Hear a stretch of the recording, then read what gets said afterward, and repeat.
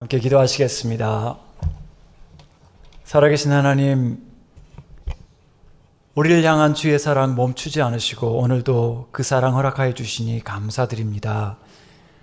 주님 앞에 예배하러 나온 사랑하는 성도들에게 은혜와 복을 내리시고 주의 피로 값주고 사신 부민교회에 하늘의 문을 여셔서 담임 목사님과 모든 사역자들과 우리 성도들에게 신령한 것으로 기름진 것으로 충만히 채워 주시옵소서.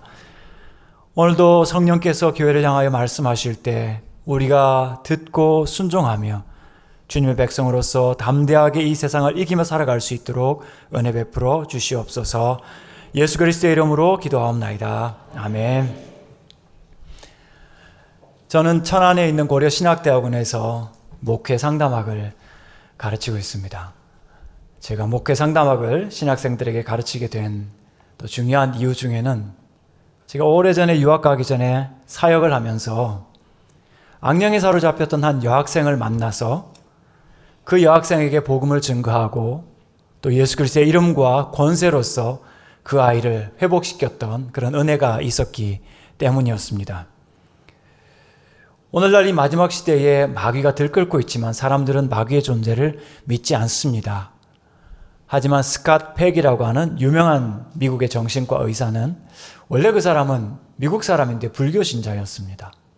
하나님을 믿지 않고 살다가 1980년도에 세례를 받고 하나님을 믿고 예수님을 믿는 그런 사람이 되었고, 처음에는 진짜 마귀가 있을까?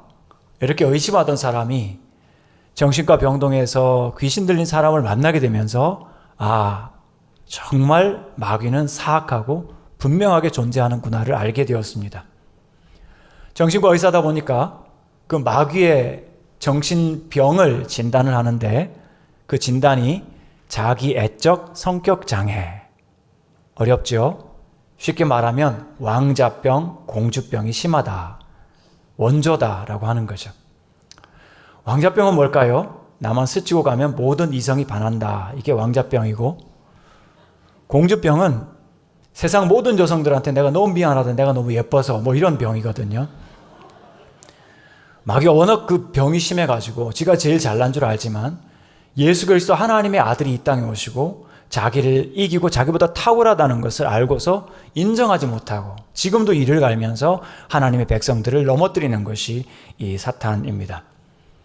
이 사탄은 요즘 같은 시대를 참 좋아할 것 같습니다. 왜냐하면 우리 시대는 하나님이 아니라 자신을 영화롭게 하고 자신을 즐거워하는 그런 시대이기 때문입니다. 하나님이 원하시는 것이 무엇인가? 이것보다는 내가 원하는 게 뭐냐? 내가 하고 싶은 거, 나를 행복하게 하는 거, 한 번뿐인 인생, 내 꿈 이루며 살리. 이게 마귀가 좋아하는 일이죠. 제가 겪어본 이 사탄은 또한 반사회적 성격 장애를 가졌습니다. 반사회적 성격장애, 다른 말로 사이코패스라고 하죠. 조롱하고 참소하는 자입니다.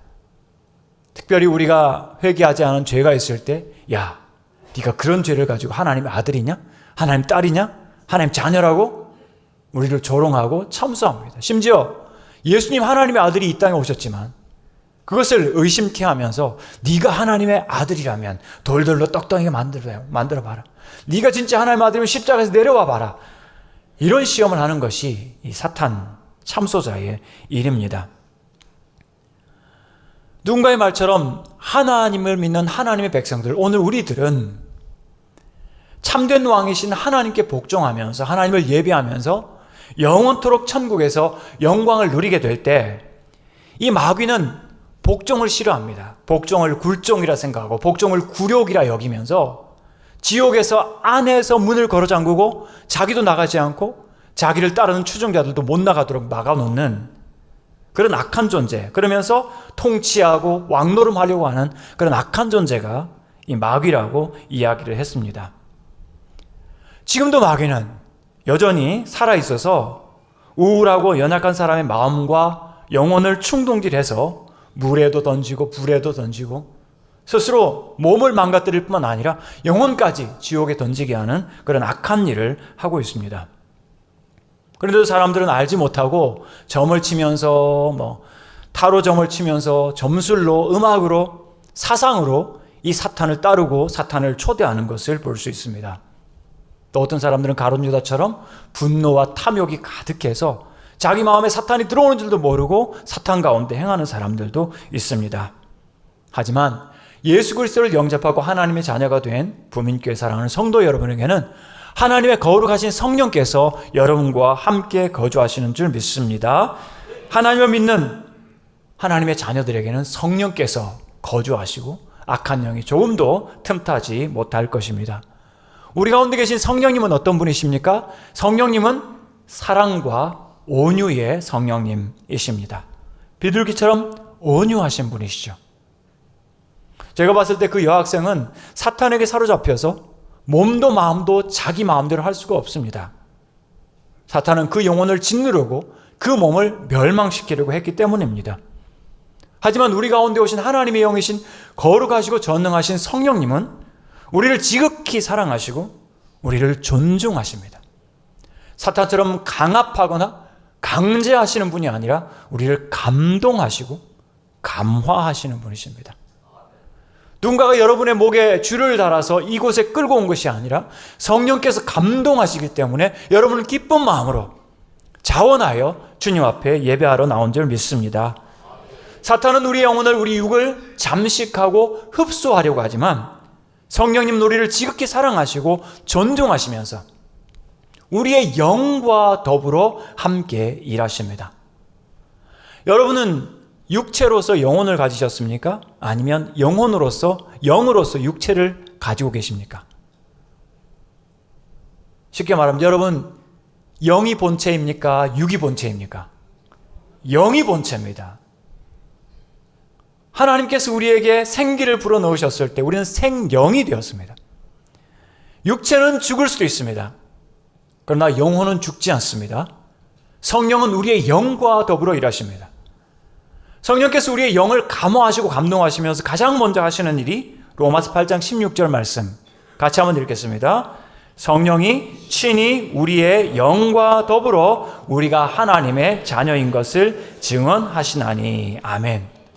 성령이 친히 우리의 영과 더불어, 우리의 영과 더불어. 여러분 예수님 믿고 여러분이 하나님의 자녀 되심을 믿으십니까? 아멘. 여러분의 영이 아멘 합니다. 그것을 옆에서 감동하시고 도와주시는 분이 누굽니까? 성령이십니다. 그 성령께서 우리의 대언자, 우리의 변호사가 되어주셔서 장차 우리가 천국에 갔을 때도 우리가 하나님의 자녀인 것을 증언해 주실 것입니다.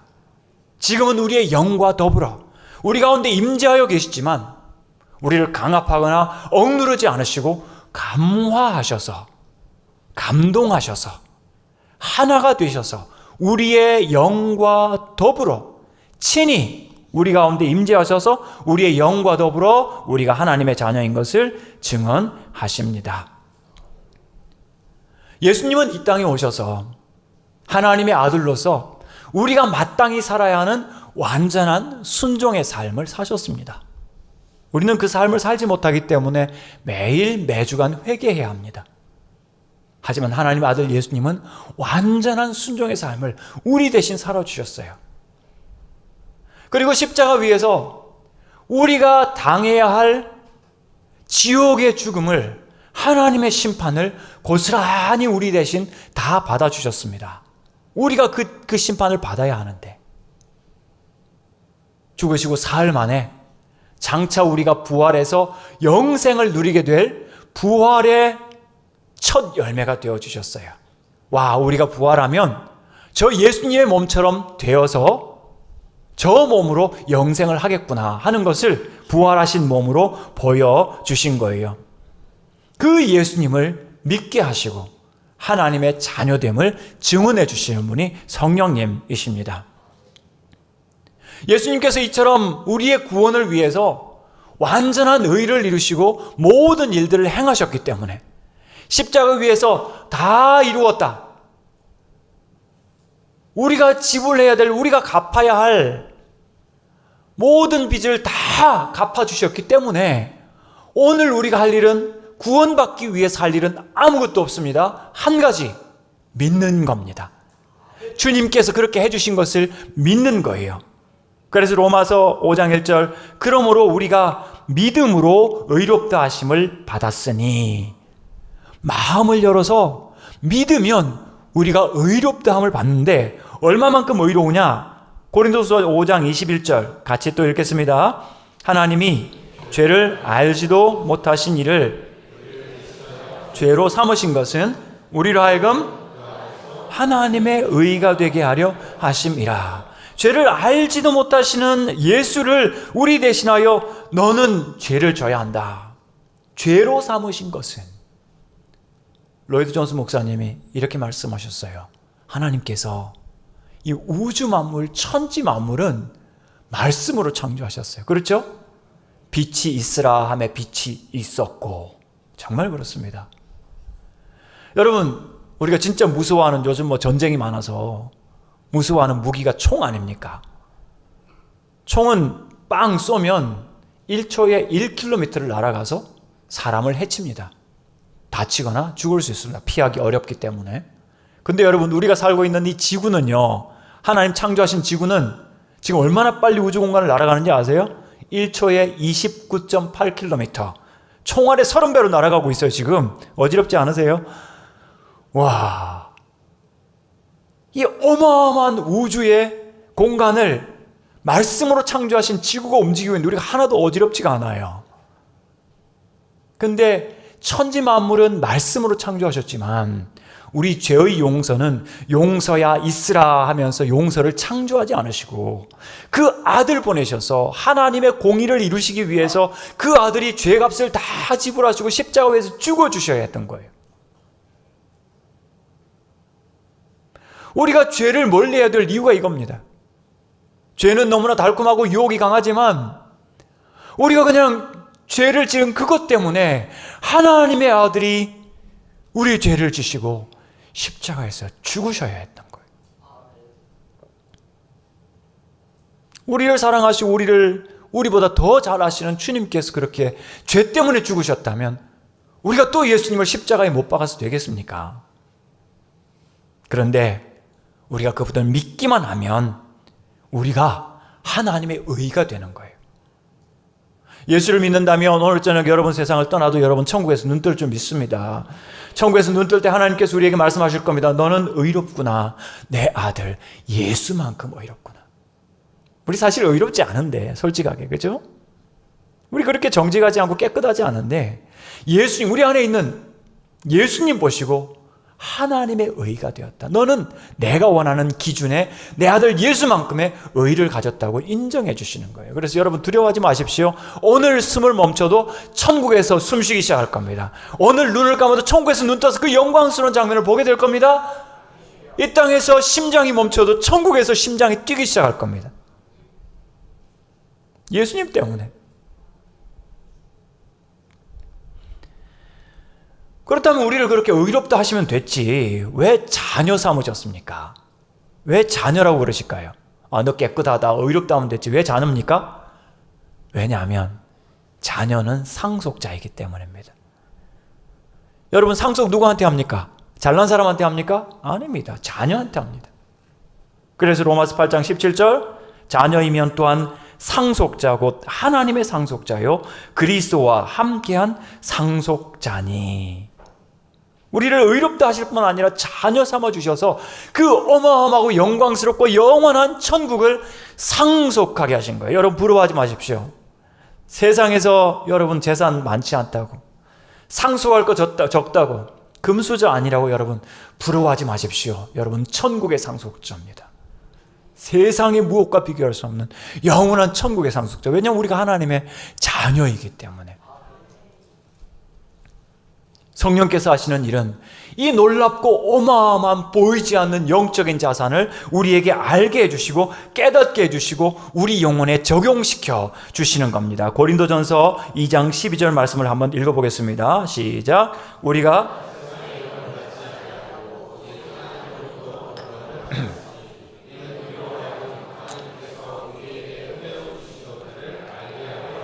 아멘. 우리가 세상의 영을 받지 아니하고 오직 하나님으로부터 온 영을 받았으니 부민께 사랑하는 성도 여러분, 예배하는 여러분, 여러분은 세상의 영을 받은 사람이 아니라 하나님으로부터 오신 성령을 받은 사람들입니다. 믿으시기 바랍니다.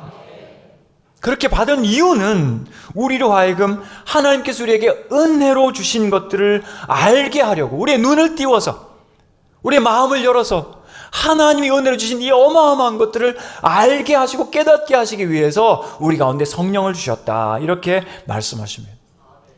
성령이 오심으로 말미암아 우리의 신분이 바뀌었습니다. 우리가 거듭났습니다. 하나님의 자녀가 되었습니다. 그것뿐만 아니라 더 나아가서 우리의 성격과 우리의 관계, 영원한 생명에 맞는, 걸맞는 완전한 변신과 변화를 일으키시는 분이 성령님이십니다. 칭의를 통해서 우리의 존재를 의롭게 하셨죠. 양자를 통해서 우리의 신분을 바꾸어 놓으셨죠. 거룩한 성화를 통하여 우리의 삶과 우리의 삶의 양식을 지금도 변화시키시는 분이 성령님이십니다. 사랑하는 여러분, 템플스테이라든지 다른 종교에서 마음의 평안을 얻으면 인생이 살만하지, 아닙니다. 여러분, 마음의 평안 얻는다고 우리의 존재가 달라지지 않습니다. 성령으로 거듭나야 합니다. 새 생명이 태어나야 존재가 달라지는 거예요. 그 새 생명을 유지하시고 지금도 우리의 신분과 우리의 존재와 우리를 새롭게 하시고 지탱하시는 분이 성령님이십니다. 적당히 고쳐서 우리가 새로운 존재 되지 않습니다. 잠깐 쉬고 위로받는다고 우리가 새로운 존재 되지 않습니다. 물과 성령으로 거듭나고 완전히 새로운 사람 되어야 합니다. 성령 안에서 새롭게 될 때 우리의 존재와 삶이 달라지는 거죠. 우리의 육신도 달라집니다. 의미가 달라집니다. 다른 종교에서는요, 또는 다른 철학에서는 이 인간의 육체를 욕심 덩어리, 그죠? 육정의 존재, 근원, 이러면서 인간의 이 몸을 굉장히 하찮게 여깁니다. 근데 기독교에서는 여러분의 몸과 영혼 모두를 소중하게 여깁니다. 우선 여러분의 몸부터 생각해 보시죠. 여러분의 몸, 여러분 누굴 닮으셨습니까? 여러분 원숭이 닮으셨습니까? 하나님 닮으셨습니까? 하나님 닮았죠. 여러분 한 분 한 분이 하나님 닮으셨어요. 믿으십니까? 하나님 닮았어요. 그리고 우리가 예수 그리스도를 믿게 되면서 이제 우리의 존재, 우리 몸의 중요성이 완전히 달라졌습니다. 여러분 구약성경에 성전이 나옵니다.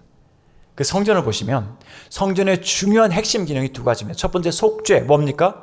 짐승을 잡아서 피를 흘리고 제사를 드리면 우리 죄가 용서받는 거예요. 여러분 죄라는 것은 얼마나 심각하냐면 우리는 우리 모르게 우리의 쾌락과 즐거움을 위해서 죄를 좀 범하지만 그 죄가 용서받기 위해서는 짐승이 죽어야 했어요. 그 당시. 그래서 성전에서 짐승을 잡고 피 흘리는 거 보면서 피 흘림이 없은 즉 사함이 없느니라, 그 말씀 때문에 피를 흘려서 제사를 드려서 하나님께 용서를 받았습니다. 두 번째, 그 성전은 하나님께서 임재하시는, 우주 만물을 창조하신 하나님이 임재하시는 거룩한 처소였어요. 근데 신약 성경에 지금 여러분 예루살렘 가면 성전 있습니까? 없어요. 성전 마당만 있어요. 성전 건물 지금 전혀 없어요. 거기 가서 뭐 제사도 할 수 없고요. 지금 미사일 날아오기 때문에 갈 수도 없어요. 그러면 신약시대 성전은 뭐냐? 첫 번째 속죄의 성전은 요한복음 2장에 나오는 예수 그리스도의 몸이 성전입니다. 예수님께서 말씀하시면 너희가 이 성전을 헐라 내가 사흘 만에 일으키겠다라고 말씀하셨죠. 이는 성전된 자기 육체를 가리켜 말씀하신 것이로라. 예수님의 육체가 우리를 위하여 단번에 드려지는 정결하고 완전한 죄사함의 제사가 되시기 때문에 그 완전한 제사를 드리신 예수님 우리의 성전이시므로 우리는 죄를 범할 때마다 그 예수님께 가져와서 회개하고 용서받아야 합니다. 예수님의 몸이 성전입니다. 두 번째, 그건 속죄의 성전이고요. 두 번째, 신약시대의 하나님의 임재의 성전은 우리의 몸입니다. 고린도전서 6장 19절 보겠습니다. 시작.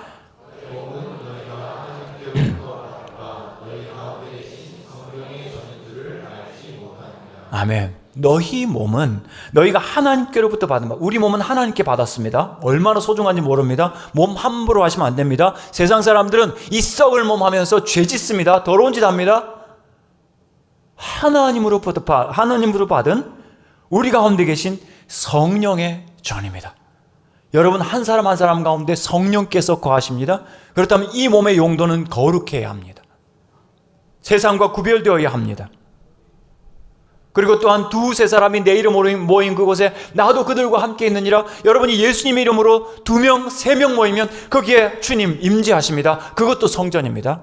더구나 우리 부민교회 많은 가족들이 함께 모였을 때 주의 이름으로 모인 이곳이 성전인 줄 믿습니다. 성령께서 임재하시는 전이 되기 때문입니다.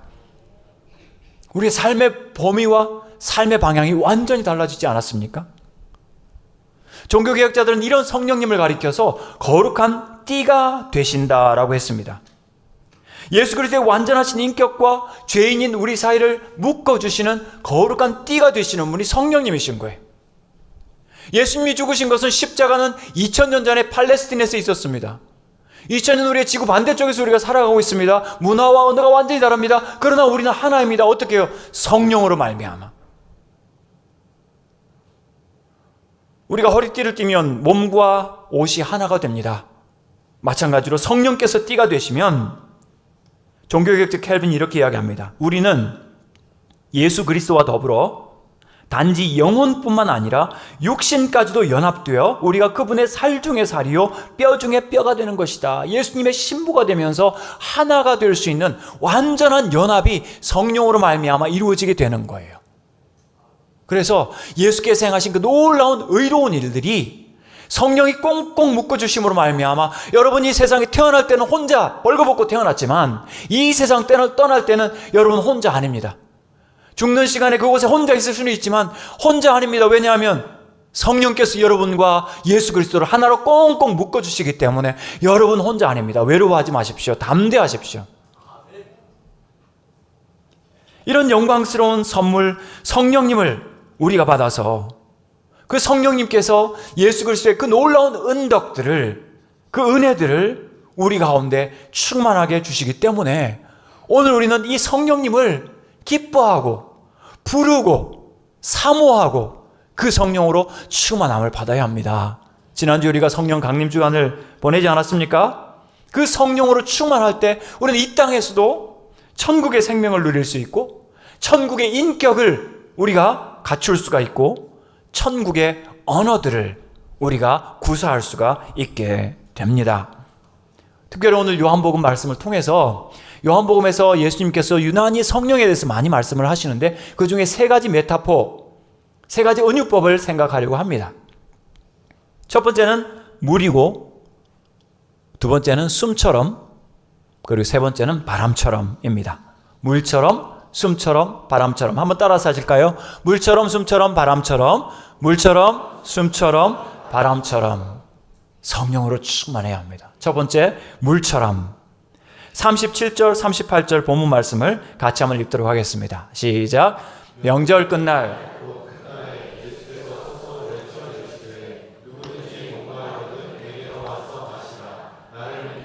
성경의 이름과 같이 그 배에서 생수의 강이 흘러나리라.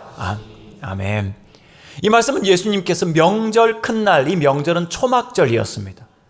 초막절은 이스라엘 백성 자기 조상들이 광야에서 목마른 시절을 보냈다는 의미에서 물의 절기로 지켰습니다. 지금도 여러분 예루살렘에 가시면 그 사람들의 집에 베란다가 굉장히 넓습니다. 그래서 광야로 나가지는 않지만 그 베란다에다가 종려나무 가지를 걸쳐놓고 거기서 일주일을 지내면서 초막절을 지킵니다. 그 당시에 초막절의 중요한 행사가 뭐냐 하면 제사장과 백성들이 줄을 지어서 저 성전에서 출발해서 아래에 있는 실로암에 내려가서 거기서 물을 기르다가 그 물을 가지고 제단과 성전 그릇들에 물을 뿌리는 그런 행사였습니다. 그러니까 물의 절기라고 할 수 있죠. 그럼 물의 축제일에 목마른 광야 생활을 기억할 때 우리 예수님께서는 생명의 물을 전파하십니다. 누구든지 목마르거든 내게로 와서 마시라 라고 말씀하시면서 이는 주님께서 주실 성령을 가리켜 말씀하신 것이라고 이야기하고 있습니다. 여러분, 누가 말하지 않아도 물은 우리 삶에서 굉장히 중요합니다. 네가 나를 물로 보나 하지만 물 맞습니다. 60% 이상이 우리가 물입니다. 물은 생명의 원천이고 영적인 양분입니다. 우리 육체를 위해서 이 물은 반드시 필요합니다. 그러나 영혼을 위해서도 영혼의 물이 필요합니다. 여러분, 지옥은 어떤 곳입니까? 지옥에 간 부자가 나 배고파 죽겠어 그렇게 하지 않습니다. 이 고통스럽고 불타는 곳에서 물 한 방울 손가락 끝으로 찍어서 혀끝을 서늘하게 하소서. 여러분, 오랜 시간 수술을 받고 나시면 이 입이 바싹 마르지 않습니까? 그때 여러분의 입에 생기를 돋게 하는 물의 양은 한두 방울이면 충분합니다. 지옥의 그 뜨거운 불 속에서 이 부자가 제발 먹을 거 좀 주세요, 배고파요 하지 않고요, 목마르다고 물 한 방울만 달라고 그렇게 이야기를 하고 있는 거예요. 근데 여러분, 그것이 허락됩니까? 허락되지 않습니까? 허락되지 않습니다. 지옥은 하나님이 계시지 않고 성령이 계시지 않는 곳이기 때문에 그렇습니다. 하지만 천국은 수정같이 맑은 생명수의 강이 흐르는 곳입니다. 그 생명수의 강은 하나님 아버지와 어린 양의 보좌에서부터 나와서 생명나무 열매를 맺고 그 나무 잎사귀들로 만국을 치료한다고 계시록 22장에서 말씀하고 있습니다. 에스겔서 47장에서도 사방을 넘쳐 흘러서 땅을 적시는 그 물이 성전에서 비롯되어 나온다고 이야기하고 있습니다. 물의 근원, 생명의 근원은 삼위 하나님이시고 우리의 영혼을 살리는 생명의 생수는 성령님으로부터 나옵니다. 그것을 예수께서 목마른 자들이 예수님을 찾았을 때 허락하여 주시는 거죠. 39절, 이는 그를 믿는 자들이 받을 성령을 가리켜 말씀하신 것이라. 그 배에서 생수의 강이 흘러날 것이다. 여러분, 광야에서 200만이 넘는 그 백성들과 많은 짐승들을 목을 축이게 하기 위해서는 수도꼭지만큼의 물이 나와서 될까요? 아니요. 조그만 개천 갖고도 안 됩니다. 낙동강은 아니라도 요단강만큼은 돼야 됩니다. 광야에 생명의 강이 흐르게 하셔서 그 살아있는 것들을 살게 하시는 그 하나님께서 지금은 영혼의 목이 마른 우리들에게 성령을 약속하시면서 너희가 만약 목마르거든 내게로 와서 마시라. 그 배에서 생수의 강이 흘러날 것이다. 이는 그를 믿는 자들이 받을 성령을 가리켜 말씀하신 것이라라. 오순절의 성령을 예고하시면서 이 말씀을 하십니다. 내게로 와서 마시라. 예수께 생명의 강수가 있다. 나에게 성령이 있다 말씀하시는 거죠. 오늘 우리에게는요, 오순절 성령이 벌써 우리 가운데 임하셨습니다. 이미 그 생명의 강수를 우리가 마시고 있습니다. 그래서 이 요한복음에서는 미래형으로 이야기하지만 우리는 과거형입니다. 이미 성령이 우리 가운데 계시는 거예요. 여러분이 이곳에 나와서 예배하는 것도 성령이 우리 가운데 생명의 강수처럼 흐르기 때문입니다. 그런데 그 강수가 말라서 되겠습니까? 우리가 생명의 강수를 마를 만큼 간절하지도 않고 바라지도 않고, 마귀는 끊임없이 자기의 물을 줍니다. 세상에 재미있는 거, 즐거운 거, 쾌락이 넘치는 거, 바닷물이죠.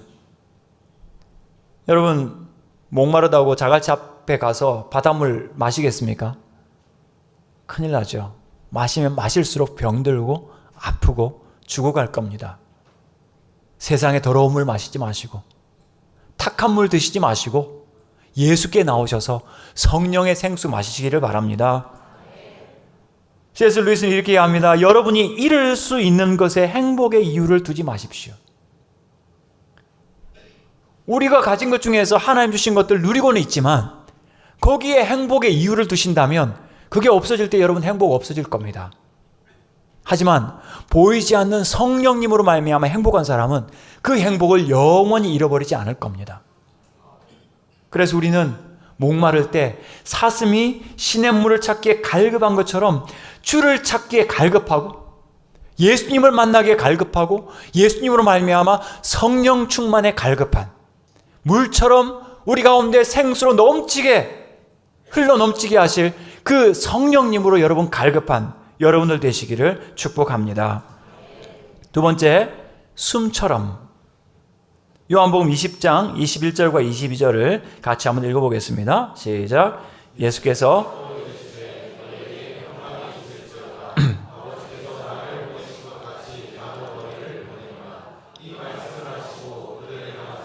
숨을 내쉬며 이르시되 성령을 받으라. 아멘.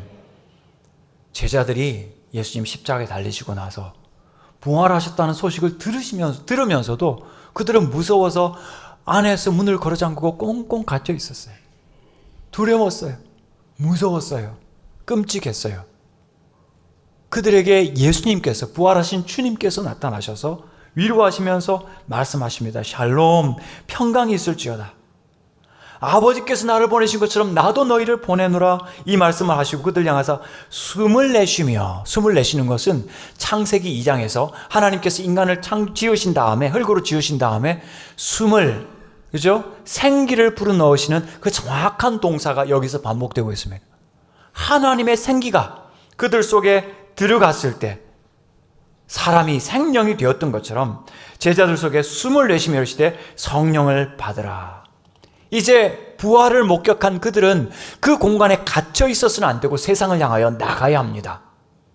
그런데 세상은 너무나 무섭습니다. 양들을 이리 가운데 보낸 것 같습니다. 그때 성령께서 함께 가십니다. 죽음이 그들을 막을 수가 없었습니다. 성령께서 역사하실 때, 오늘 아침에 전사님과 함께 오면서 요즘 사역 힘드시죠? 그랬더니 초등학교 앞에 가서 전도하면 부모들이 주변 가게에서, 학교에서 나와가지고 전도 못하게 하는 거예요. 위축되지 않습니까? 그러나 우리 주님은 보내십니다. 우리 주님은 가라고 하십니다. 그러나 우리만 가는 것이 아니라 성령 받으라. 아버지께서 나를 보내신 것처럼 나도 너희를 보내는데 성령 받아서 성령과 함께 가거라 명령하십니다. 여러분, 직장 혼자 가지 마십시오. 학교 혼자 가지 마십시오. 핸드폰만 들고 가지 마십시오. 성령님 함께 가십시오. 성령께서 함께 동행하시면 여러분 살만합니다. 견딜만 합니다. 이길만 합니다. 성령께서 우리와 함께 계시기 때문이죠. 에스겔 31장에서 골짜기 가득한 마른 뼈들이 있을 때 하나님께서 선지자에게 명령하라고 합니다. 생기야 사방에서부터 와서 이 죽음을 당한 자에게서 불어서 살아나게 하라. 어떤 일이 벌어집니까? 그 뼈다귀들이 모여서 근육이 펴져서 생기가 들어가서 큰 군대가 되지 않습니까? 그게 우리의 힘이고 그게 우리의 소망입니다. 한 번은 텔레비전을 보는데 아프리카 어떤 부족의 장례식을 보여주었습니다. 한 중고등학생 되는 남자아이가 죽었어요. 턱시도를 입혀가지고 의자에 앉혀놓으니까 주변의 친구들과 사람들이 노래하면서 춤을 추면서 그 시신을 한 바퀴 돌면서 장례식을 치르는 겁니다. 어쩌다가 카메라가 그 시신을 딱 고정을 했는데 카메라를 보고 있는 제가 소름이 쫙 끼쳤습니다. 왜냐하면 영혼이 떠난 육신이기 때문에 두려움과 소름이 있는 거죠. 여러분, 살아있지만 성령이 없으면 그 영혼은 죽은 겁니다. 성경에서는 성령 없는 사람들이 이런 사람들이라고 이야기합니다. 유다서 1장 15절 보면 성령이 없는 자들은 경건하지 않은 죄인들이고 그들이 하는 모든 말들은 완악한 말들이고 원망하고 불만을 토하고 정욕대로 행하고 자랑하는 말을 하고 이익을 위하여 아첨하는 자들은 성령이 없는 자들이다. 그러나 우리가 숨을 들이마시듯이 가장 깊은 중심에 산소를 호흡하듯이 성령으로 우리 영혼이 호흡을 하게 되면 우리 안에 새로운 기운이 일어나고 삶의 이유와 의미를 갖게 되고 두려운 세상이 이길 수 있는 우리의 밥이 되는 그런 변화가 나타날 줄 믿습니다. 왜냐하면 그리스도를 믿는 자들에게는 그리스도 안에 있으면 새로운 피조물이기 때문에 이전 것은 지나가고 보라 새 것이 되었기 때문입니다. 그렇다면 우리는 성령님을 사모하면서 지금 여러분 숨 쉬고 계시죠? 부지런히 숨 쉬세요. 우리 몸에 산소가 필요합니다. 그래서 루터는 이야기하기를 우리가 숨 쉬기만 해도 하나님께 영광이 된다. 숨 쉴 때마다 영광입니다. 그런데 우리 영혼은 성령을 호흡해야 합니다. 우리가 부지런히 꾸준하게 호흡을 하는 것처럼 성령님, 우리가 호흡하는 사이마다 성령께서 우리 가운데 역사하시도록, 그래서 성령의 충만한 역사가 과거가 아니라 현재가 되기를 바랍니다. 저는 여기 언덕 위에 있는 고등학교를 다녔습니다. 근데 교회는 저기 범어사 있는 남산동에 있는 교회를 다녔습니다. 거기에 담임 목사님이 박현명 목사님의 아버님이셨습니다.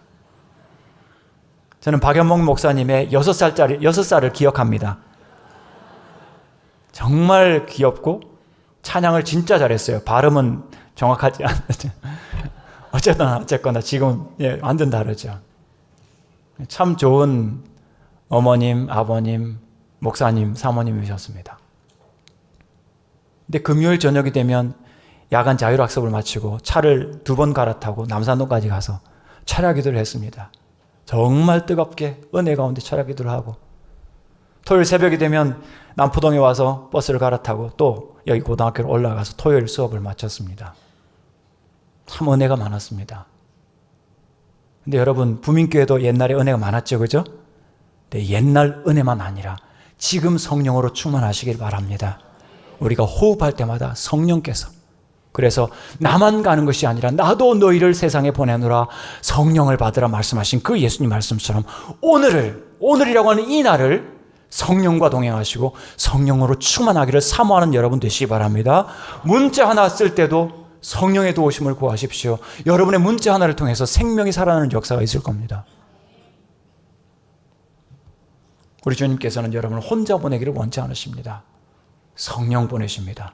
성령 호흡하시는 여러분 되시기 바랍니다. 마지막 3번째, 바람처럼입니다. 요한복음 3장 8절 같이 읽겠습니다. 시작.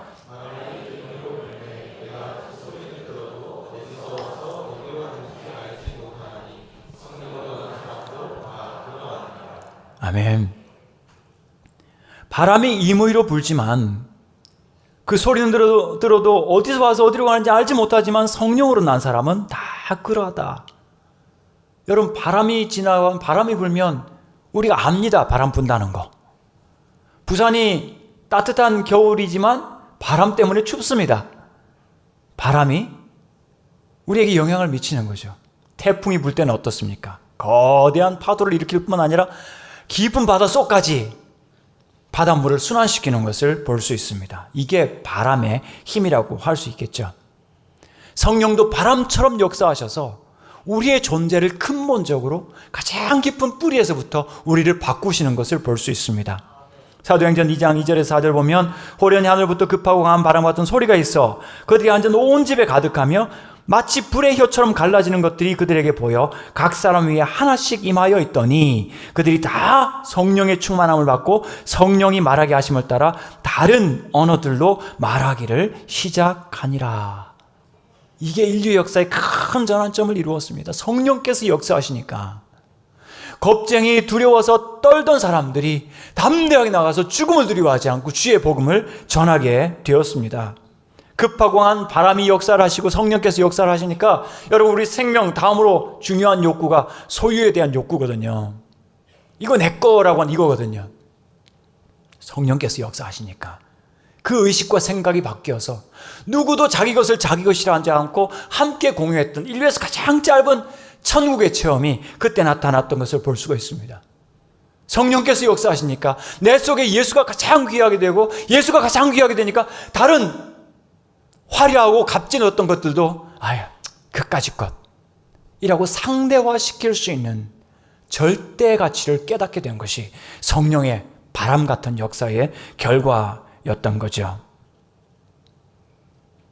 이런 결과를 오늘 우리가 다 똑같이 요구하지는 않지만, 그러나 우리의 삶이 끊임없이 천국의 삶이 되게 하기 위해서 우리는 바람 같은 성령의 은혜로 말미암아 변화되어야 합니다. 지금도 나를 바꾸어 가시고 지금도 나를 성화시켜 가시고 거룩하게 만들어 가시는 그 성령님을 사모하면서 바람 같은 성령님 나에게 역사해 주시옵소서 기도하는 여러분 되시기 바랍니다. 팀 켈러 목사님 우리의 중산층 의식을 회개하라고 했습니다.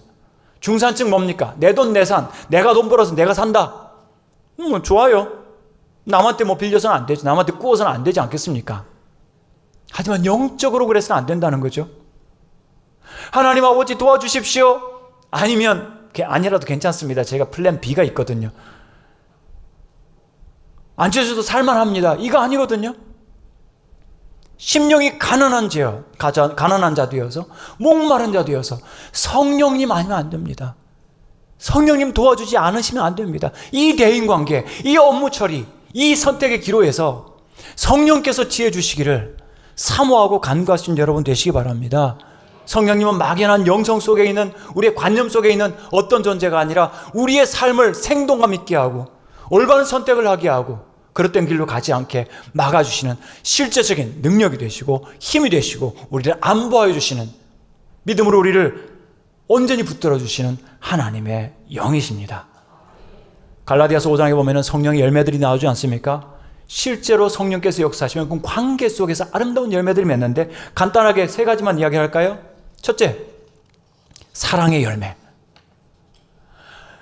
에베소 5장 18절에 술 취하지 말라 이는 방탕한 것이니 오직 성령의 충만을 받으라고 했잖아요.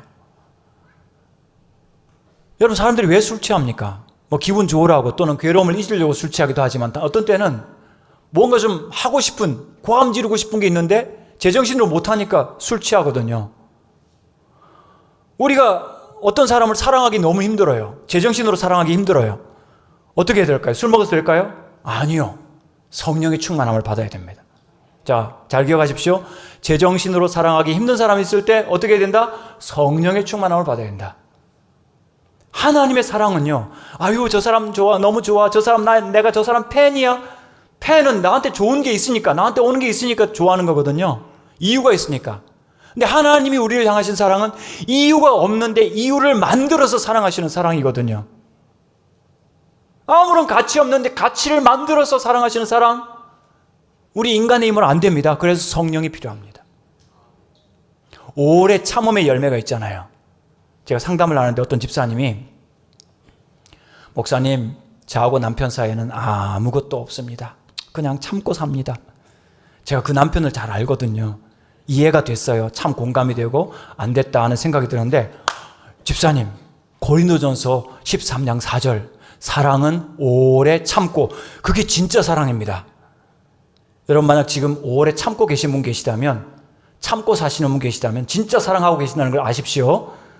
성령님은 오래 참게 하시기 때문에. 절제, 성령의 마지막 열매 절제입니다. 절제. 부부가 너무 친하면 안 돼요. 큰일 나요. 아합과 이세벨 너무 친하거든요. 아합은 그 아이였어요. 나봇이 나한테 왕인데 포도밭도 안 판대. 굉장히 소심하게 상처받고 있었어요. 이세벨이 나타납니다. 왕비, 그죠? 와이프잖아요. 나타나가지고, 왕이여 왜 근심하십니까? 세상에 저 나봇이 나한테 말씀 지킨다고 그러면서 포도밭을 안 판대. 걱정하지 마십시오. 왕이 왜 그러십니까? 거짓 증인을 세워가지고 나봇을 죽이고 포도밭을 빼앗아서 왕에게 줍니다. 이런 부부 되겠습니까? 안 되겠습니까? 안 됩니다. 성령께서 역사하셔서 한 사람 좀 절제하게 하시고 한 사람에게는 거룩한 의욕을 주셔서 여보 그러지 말고 너그럽게, 그죠? 베풀면서 지냅시다. 이렇게 해줘야죠. 여러분, 사도행전 5장 보시면은 아나니아와 삽비라, 눈빛만 봐도 알 수 있는 부부였어요. 안 됩니다. 하나님께 드리기로 약속한 재물을 딱 보면서 눈빛만 봐도 그 뜻이어서 그래? 절반 딱 잘라가지고 하나님께 되면 이게 진짜입니다. 둘이 같은 날 죽었어요. 큰일 납니다. 절제하셔야 돼요. 성령의 충만함을 받으시되 절제의 열매를 맺으셔야 되는 거죠. 하나님 말씀을 맺도록 하겠습니다.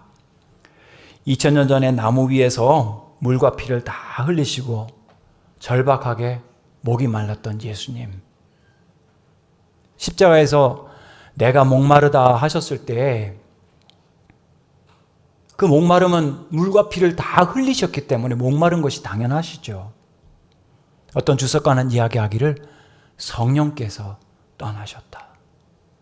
잉태할 때부터 성령께서 충만하셨고 사역을 시작할 때 성령이 비둘기같이 임하셨고 순간순간 성령께서 도와주셨는데 십자가 질 때까지 십자가 위에서 성령이 떠나셨다. 왜 성령이 떠나셨을까요? 그게 지옥이거든요. 그것이 우리 대신 겪었던 예수님의 가난이거든요. 고린도후서 8장 9절 같이 읽겠습니다.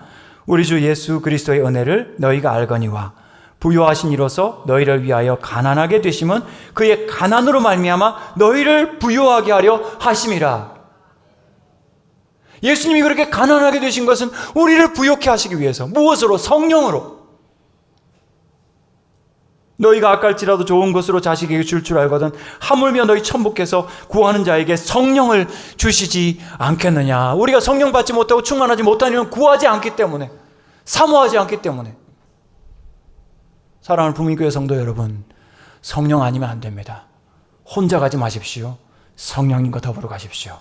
집에 갈 때도, 직장 갈 때도, 학교 갈 때도 성령과 함께 가십시오. 나도 너희를 보내노라 말씀하시는 이 말씀 속에 성령의 약속이 있다는 거 기억하시고, 물처럼 넘치는 성령님, 숨처럼 우리의 산소가 되시는, 우리 영혼의 산소 되시는 그 성령님으로 호흡하고 마시고 바람처럼 역사하시는 그 성령으로 말미암아 우리 삶이 본질부터, 뿌리부터, 근원부터 변화되어서 천국 백성으로서 승리하며 담대하게 살아가시는 우리 부민교회 모든 성도들 되시기를 주님의 이름으로 축원합니다.